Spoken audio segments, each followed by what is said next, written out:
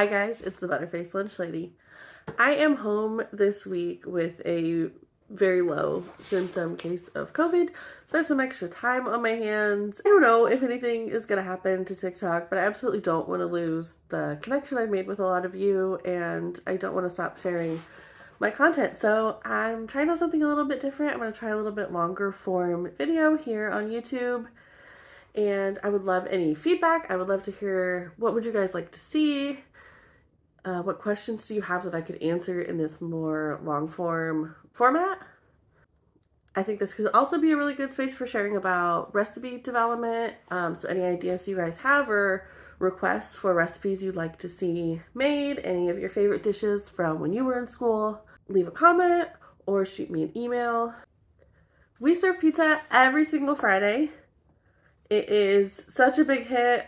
We serve about twice as many kids as we do Monday through Thursday. We used to make round pizzas, and because it was so popular, we would have racks and racks and racks because we'd be making 80 or so full-size pizzas.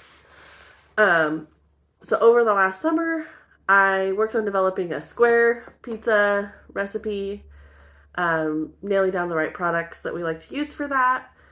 And now we make square pizza. It saves us so much time, so much space, so much energy. Everything here is just a building block or just a place to jump off. If you're doing things at home, you might not have access to a rectangular all-purpose dough like I'm about to use here. You know, roll out a can of biscuit dough or stretch out a ball of pizza dough to fit your cookie sheet at home. I hope that the things that I show you guys not only show you about what we're doing here and the exact products that we use, but also give you a jumping off point and stimulate your creativity. For the crust on these pizzas, we use a raw dough that comes frozen in these rectangular sheets. So we can fit 2 of those rectangles for every sheet pan of pizza. The first thing we do on pizza day is tray up all of those sheets of dough and let them thaw out and proof a little bit in our warmer. We're looking for like just a little bit poofy. We're not even quite doubling in size. Some of this is just trial and error and finding the sweet spot for you and your warmer and your ovens. Too much proofing time and they'll completely deflate. Too little proofing time, we end up with a little bit of a dense crust, which might be your preference or the preference of the people you're serving, but our kiddos really seem to like a very bready crust on their pizza. After those have proofed, we roll them out with this crazy kind of like torture device looking thing. That's called docking, and it just puts these little holes in the dough to keep it from rising up too tall when we bake it off. At that point, we blind bake the crust, meaning we just put the crust with nothing on it in the oven for about 10 minutes at 350 Fahrenheit with convection. We just found that when we were topping the raw dough and baking it from raw, that the tops were starting to get overcooked before the crust was fully cooked through. So after that initial blind bake and cooling, we go ahead and scoop our pizza sauce onto each crust. We've tried a number of different ways to go about spreading all of this sauce across our dozens of pizza trays. And I just found that nothing was quite as time efficient and frankly very fun as just rubbing it around with our gloved hands. A lot of people often comment that they wish that there was more sauce on this pizza. Honestly, I think this is A, the perfect amount, and B, any more than that and we start to see the cheese slipping around a lot when we slice into it. So we go with about 5 ounces of sauce for every half sheet pan size crust.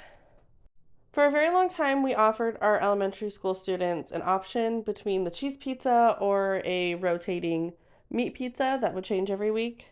Unfortunately, with the rising cost of food, we had to make some significant changes, and that included removing the meat pizza option. I honestly hadn't anticipated how much easier it was going to make my job to only be making the one type of pizza. At this point, we build them all with cheese, and that's just the one type of pizza that we make. The cheese we use is labeled as a pizza blend. It is, of course, mozzarella and then unsmoked provolone, Parmesan, and Romano cheeses. We add 6 cups of cheese for each individual half sheet pan size crust. And I like to make sure that the cheese gets spread not only all the way to the end, but even a little bit over the edge of the pizza. If I was working in any part of the food and beverage industry, I would be really worried about consistency. But especially with kids, I find that there is an advantage in making every single slice look the same. So the corner slice looks like it might have been cut from the middle. That way we can just avoid the comparison and his piece is better than mine, her piece is bigger than mine, that sort of thing. Since we don't get to put the same amount of love and creativity into our pizzas as we were when we were doing different meat flavors, I've started adding just a little sprinkle of Italian seasoning on the top of the cheese pizza. I don't know who decided that green flecks are fancy, but they absolutely feel fancy. They feel very intentional, and they make me feel like I put a little bit more love into the pizza. So we'll rack all of those up and hold them in the walk-in fridge until it's time to bake them in batches for each different lunch serve. In total, we make about 30 sheet pans of these pizzas every Friday, also known as 60 of the half sheet size individual dough sheets or 6 cases of the product that we buy. Every single lunch gets served with fruit and milk. On pizza day, we tend to serve apple slices, and our elementary kids get to choose between 2% milk, chocolate milk, or a bottle of water.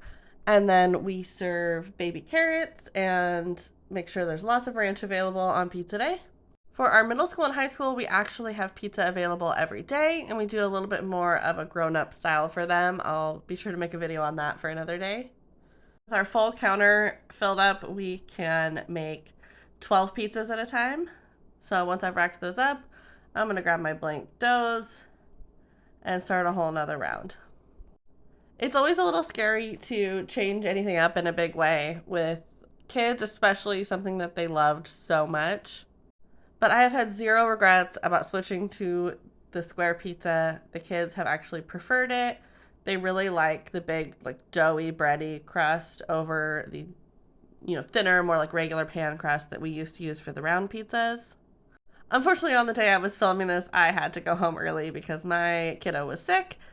So this is actually footage from this past summer. As you can see, this pizza has meat on it, and I don't yet have the large tattoo on my arm, but it still gives you an idea of the finished product. For our toddlers, we cut it into these smaller slices where we get 24 pieces for every sheet pan. For our elementary school, we actually cut our pizzas into 18 slices per sheet pan. Thank you so much for jumping over to a new platform with me. Please let me know what you thought of this video. What would you like to see more in the future? I love you all. Have a great day.